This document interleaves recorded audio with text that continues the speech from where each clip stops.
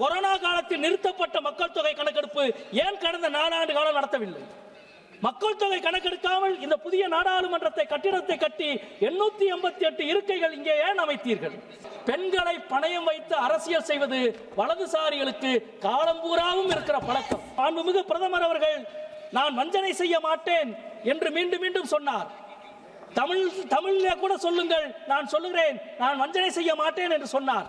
மாண்புமிகு பிரதமர் அவர்களே, நாங்கள் வெளிப்படையாக கேட்பது, நீங்கள் மக்கள் தொகை கணக்கெடுப்பு என்பது எல்லா காலத்திலும் நடந்தது. சுதந்திரத்துக்கு பிறகு 1960, 70 போர் நடந்த பொழுது கூட நடந்தது.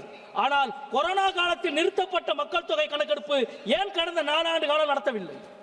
மக்கள் தொகை கணக்கெடுக்காமல் இந்த புதிய நாடாளுமன்றத்தை கட்டிடத்தை கட்டி 888 இருக்கைகள் இங்கே ஏன் அமைத்தீர்கள்? இப்பொழுது கொண்டு வந்து மசோதாவை வைக்கிறீர்கள், நாங்கள் மக்களவையின் எண்ணிக்கையை 850 உயர்த்த போகிறோம் என்று. திரைமறைவாக எல்லா வேலையும் செய்துவிட்டு எங்களை நம்புங்கள் என்று சொன்னால் பகுத்தறிவு இருக்கிற நாங்கள் ஒருபோதும் உங்களை நம்ப மாட்டோம். உங்களது திரைமறைவு அஜெண்டாவுக்கு நாங்கள் முடிவு கட்டுவோம் என்பதை இந்த நேரத்தில் சொல்லிக் கொள்கிறேன். மக்கள் தொகை கணக்கெடுப்பு துவங்கிய காலத்தில் தொகுதி மறுவரையை அரசியலமைப்பினுடைய சுதந்திரத்திலிருந்து அகற்றி எளிய சட்ட திருத்தத்தின் மூலம் இங்கே நீங்கள் தாக்கல் செய்கிறீர்கள். நண்பர்களே, நான் 2 ஆவணத்தை இந்த அவையிலே சமர்ப்பிக்க வேண்டும் என்று நினைக்கிறேன். கடந்த 5 ஆண்டுகளுக்கு முன்பு சென்னை உயர்நீதிமன்றம் மரியாதைக்குரிய நீதியரசர்கள் கிருபாகரன், புகழேந்தி ஒரு மிக முக்கியமான தீர்ப்பை வழங்கியிருக்கிறார்கள். அந்த தீர்ப்பை இந்த அவையிலே நான் வழங்குகிறேன்.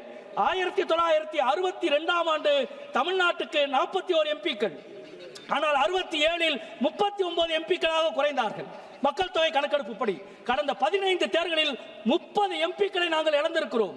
எனவே 62 ஆண்டு கணக்கெடுப்பு படிதான் மறுவரையறையில் தமிழ்நாட்டு எம்பிக்கள் நிச்சயிக்கப்பட வேண்டும் என்று நீதியரசர்கள் இந்த தீர்ப்பை வழங்கியிருக்கிறார்கள். அதை இந்த அவையிலே நான் சமர்ப்பிக்கிறேன். இரண்டாவது மிக முக்கியமானது, கடந்த ஆண்டு தமிழ்நாடு அரசு நிச்சயித்திருக்கிற மத்திய மாநில உறவுகள் பற்றிய உயர்மட்ட குழுவினுடைய அறிக்கை. 1 மாதத்துக்கு முன்பு இந்த குழு வந்திருக்கிறது. இந்த அறிக்கை மிக முக்கியமாக சொல்லுகிற உண்மை என்னவென்றால், கடந்த தொகுதி மறுவரை விஷயத்தில் இந்திய அரசு அடுத்த 100 ஆண்டுகளுக்கு எந்த மாற்றமும் செய்யக்கூடாது. 2226 தான் மாற்றம் செய்ய வேண்டும்.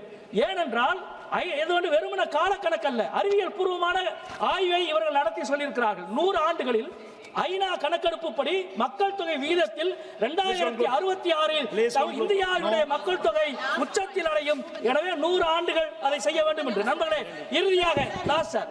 இறுதியாக பெண்களை பணயம் வைத்து அரசியல் செய்வது வலதுசாரிகளுக்கு காலம்பூராவும் இருக்கிற பழக்கம்.